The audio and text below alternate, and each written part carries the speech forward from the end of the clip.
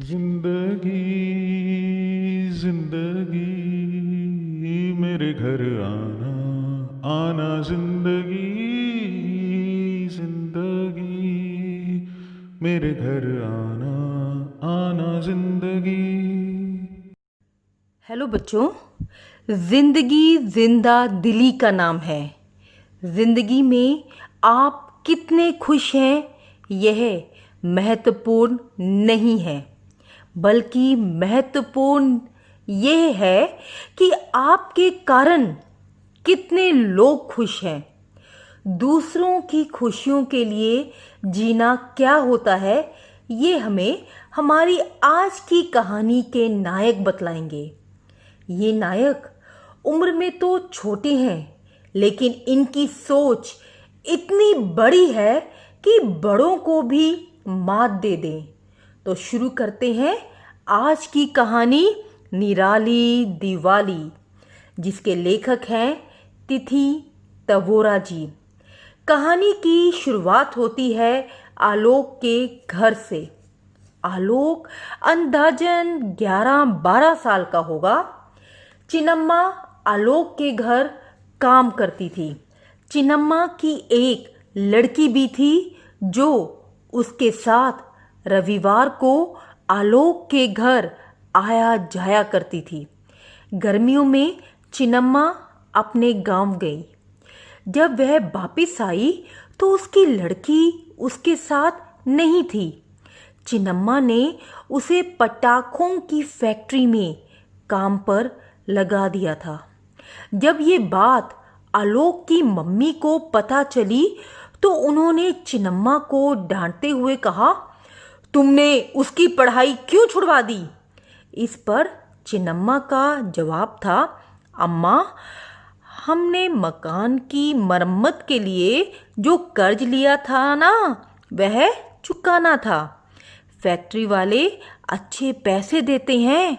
गांव के बहुत सारे बच्चे वहाँ काम करते हैं। उसका भाई भी वही काम करता है। वह उसको देखता रहेगा। आलोक की मम्मी आगे से कुछ ना बोल पाई। एक दिन घबराई हुई और रोती हुई चिन्नम्मा आलोक के घर आई। उसे रोते देख आलोक ने पूछा, तुम रो क्यों रही हो चिन्नम्मा? कुछ नहीं बाबा, कुछ नहीं। जब मम्मी आई तब चिन्नम्मा ने उन्हें अपनी परेशानी की वजह बताई। पटाखों की जिस फैक्ट्री में मेरे बच्चे काम करते हैं, उसमें विस्फोट हो गया अम्मा। 7 बच्चे मर गए। मेरा लड़का तो बचने में सफल हो गया, लेकिन मेरी छोटी लड़की बच तो गई। उसके हाथ बुरी तरह जल गए हैं। जिन पटाखों को पैक कर रही थी वे उसके हाथ ही में फट गए। चिन्नम्मा को संभालते हुए मम्मी ने पूछा, इस समय वह कहाँ है? अस्पताल में। डॉक्टरों ने कहा है कि उसे बहुत महंगी महंगी दवाइयाँ लगेगी। मैं लोगों से और कितना पैसा उधार लूं? चिन्नम्मा एकदम असहाय लग रही थी। आलोक को लगा कि उसे उसके लिए कुछ करना चाहिए। उसने देखा कि मम्मी ने चिन्नम्मा के हाथ में कुछ रुपए रख दिए हैं और तभी उसके दिमाग में अचानक एक विचार आया। वह अपने कमरे की तरफ भागा और अपना पर्स ढूंढने लगा जो उसे पापा ने दिया था। उसकी उंगलियों में एक 100 रुपए का नोट आ गया। ये पैसे उसने दिवाली के पटाखे खरीदने के लिए रखे थे। कुछ देर तक वह इसे हाथ में लिए रहा, फिर नीचे की ओर भागा और वह नोट चिन्नम्मा को दे दिया। वह बोला, इसे ले लो अपनी लड़की की दवाइयों के लिए। चिन्नम्मा देखती रह गई। उसने पैसे तभी लिए जब आलोक की माँ ने जोर दिया। जब वह चली गई तब माँ ने आलोक को गले लगा लिया और बोली, यह तुमने बहुत अच्छा किया बेटे। यह तो केवल 100 रुपए हैं मम्मी, इतने तो काफ़ी नहीं होंगे। मेरी इच्छा है कि उसे और पैसे दूं। हाँ, वह तो मैं भी चाहती हूँ, मगर दिवाली भी तो है और ढेर सारे खर्चे, और ज़्यादा दे पाना मुश्किल है। हम जितना कर सकते थे कर दिया। आलोक संतुष्ट नहीं था। रोती हुई चिन्नम्मा की छवि उसे परेशान किए जा रही थी। शाम को पार्क में सभी बच्चे चिन्नम्मा की लड़की के साथ घटी दुर्घटना की चर्चा कर रहे थे। वे चिन्नम्मा के लिए दुखी हो रहे थे। वे सभी उसे बहुत चाहते थे। वह उनकी कॉलोनी में कई वर्षों से काम कर रही थी और अधिकतर लड़के उसे तब से जानते थे जब उन्होंने चलना फिरना भी नहीं सीखा था। सभी की चिंता को देखते हुए अचानक आलोक को लगा कि कुछ किया जा सकता है। तभी वह बोला, सुनो सुनो, जो पैसे हमारे मम्मी पापा ने हम लोगों को पटाखे खरीदने के लिए दिए हैं, अगर हम उन्हें इकट्ठा करके चिन्नम्मा को उसकी लड़की के इलाज के लिए दे दें तो कैसा रहेगा? अपने पटाखों के पैसे मैं तो पहले ही दे चुका हूँ, लेकिन उतने काफ़ी नहीं हैं। उसके विचार का खामोशी से स्वागत किया गया। दीपा ने संदेह भरी आवाज में पूछा, तुम्हारा मतलब है पटाखे खरीदने के बजाय हम अपने पैसे उसे दे दें? दीपक ने आपत्ति प्रकट करते हुए कहा, पटाखों के बिना दीपावली का क्या मजा। आलोक ने जवाब दिया, वह गरीब लड़की अस्पताल में पड़ी है, ऐसे में हम क्या मज़ा कर पाएंगे? और फिर पटाखों के अलावा दिवाली में और भी तो बहुत कुछ है। और इसके जवाब में रोशन ने कहा, आलोक का विचार बहुत ही अच्छा है। सब लोग चुप हो गए। रोशन उनमें सबसे बड़ा था। सारे बच्चे प्रायः वही करते थे जो वह कहता था। रोशन ने फिर कहा, चिन्नम्मा की लड़की के साथ जो भी हुआ, उसके लिए हम भी तो कहीं ना कहीं दोषी हैं। ज्योति परेशान होकर बोली, वो कैसे भला? रोशन ने समझाते हुए कहा, इस बात को ऐसे समझो, अगर कोई भी पटाखे ना खरीदता तो पटाखे की फैक्ट्री की ज़रूरत ही नहीं पड़ती। किसी के घायल होने का सवाल ही पैदा नहीं होता। मुझे तो पटाखे बहुत पसंद है। चिराग चिल्लाया। और फिर यह भी सोचो कि चिन्नम्मा ने कितनी बार हमारी मदद की है। रोशन की इस बात ने सबको चिन्नम्मा के लिए सोचने पर विवश कर दिया। चिराग ने सहमति जताते हुए कहा, हाँ, पिछले साल जब मम्मी का ऑपरेशन हुआ था तब वह आई थी और मेरे पास ही रुकी थी। दीपा को भी याद आया, और जब मैं विद्यालय जा रही थी और एक कुत्ता मेरे पीछे पड़ गया था, तब उसने अपनी परवाह बिल्कुल नहीं की थी।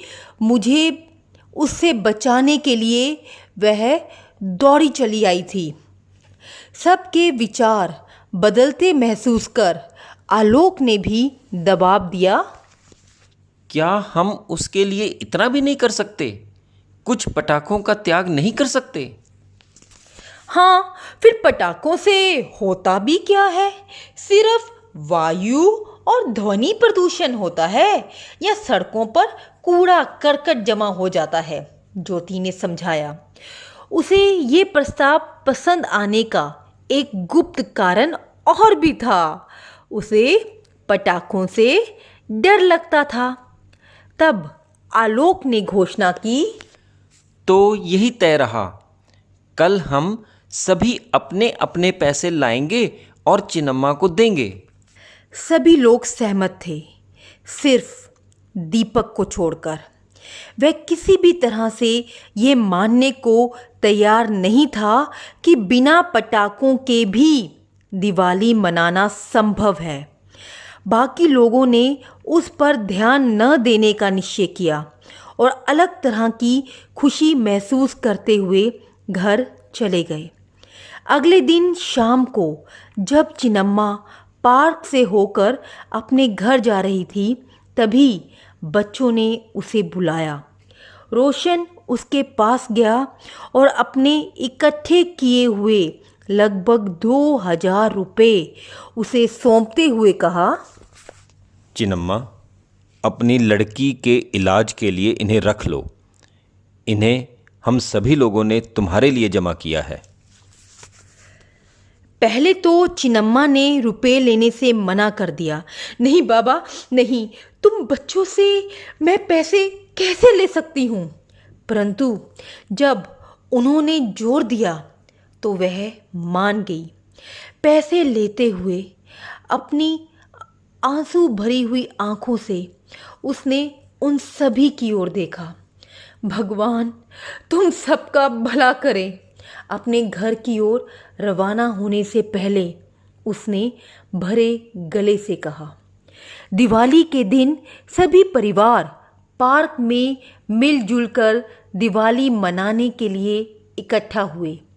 बच्चों ने चिन्नम्मा के लिए जो किया था उसको सराहते हुए उनके बड़े बुजुर्गों ने एक समारोह आयोजित किया था। इसमें जादू का प्रोग्राम होना था, जिसके लिए बच्चे बहुत ही खुश दिख रहे थे। जब वे लोग जादू के प्रोग्राम के शुरू होने का इंतज़ार कर रहे थे, तभी अचानक ज्योति बोल पड़ी, देखो चिन्नम्मा अपनी बच्ची को लाई है। उधर चिन्नम्मा की साड़ी के पीछे सचमुच एक छोटी सी लड़की खड़ी थी।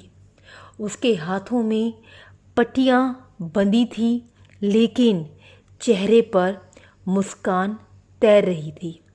बच्चे उसके चारों तरफ एकत्र हो गए। अब यह कैसी है?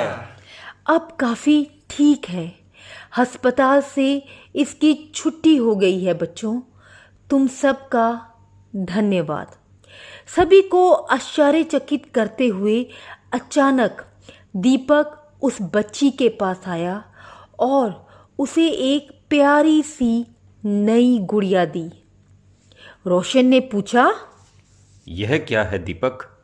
हम तो समझ रहे थे कि तुम अपने पटाखे छोड़ने में लगे होगे। दीपक झेंपते हुए बोला, मेरा विचार बदल गया। अकेले अकेले पटाखे छोड़ने में कोई मजा नहीं है।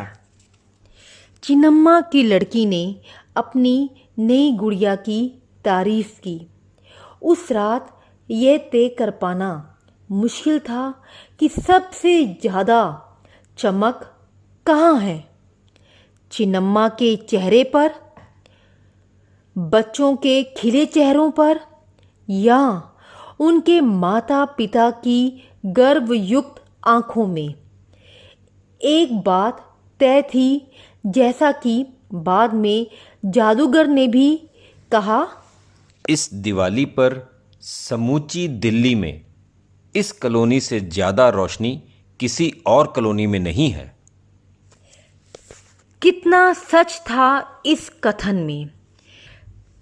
तमस के विनाश का यह पर्व है प्रकाश का।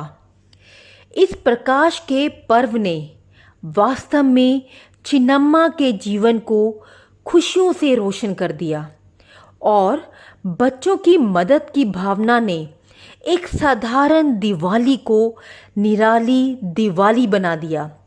वह दिवाली जो चिन्नम्मा और उसकी बेटी के जीवन में खुशियों का प्रकाश लेकर आई। बच्चों, आप भी दूसरों की मदद कर उनके जीवन को रोशन कर सकें, इसी उम्मीद के साथ मैं आपसे लेती हूँ अलविदा। फिर मिलेंगे। धन्यवाद।